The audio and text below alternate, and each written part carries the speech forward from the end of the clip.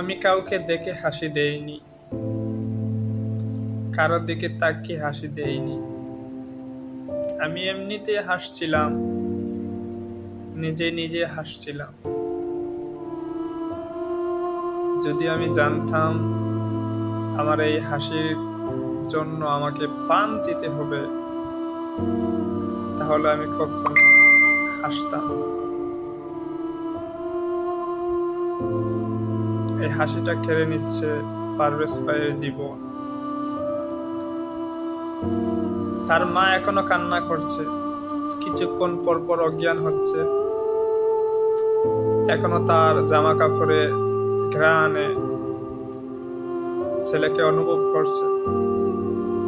ফেসবুকের স্ট্যাটাসগুলো দেখছে। পারভেজ ভাই হয়ে গেছে এখন ফেসবুকের পোস্ট, হয়ে গেছে একটা লাভ রিয়েক্ট, একটা লাইক, একটা কমেন্ট। এখানেই কি তার শেষ? যে জায়গায় দর্শন করে মানুষ স্বাভাবিকভাবে চলাফেরা করতে পারে, সেই জায়গায় একটা হাসির কারণে তার জীবন কেড়ে নিতে হবে? এইটাই কি তার অপরাধ?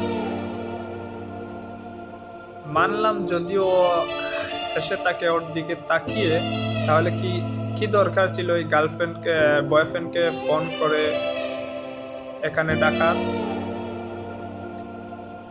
এই হাসিটা কি এত বড় মহা অপরাধ হয়ে গিয়েছিল যে বয়ফ্রেন্ডকে দেখে তাকে খুন করাতে হবে? ধিক্কার জানায় ওই সমস্ত নারী এবং ওই সমস্ত অপরাধীদের। তাদেরকে অতি শীঘ্রই কঠোরতম কঠোর শাস্তির ব্যবস্থাপনা করা হোক। ওপারে যেন ভালো থাকে পারভেজ ভাই। আল্লাহ যেন তার মাকে সবর করার তৌফিক দান করে। আমিন।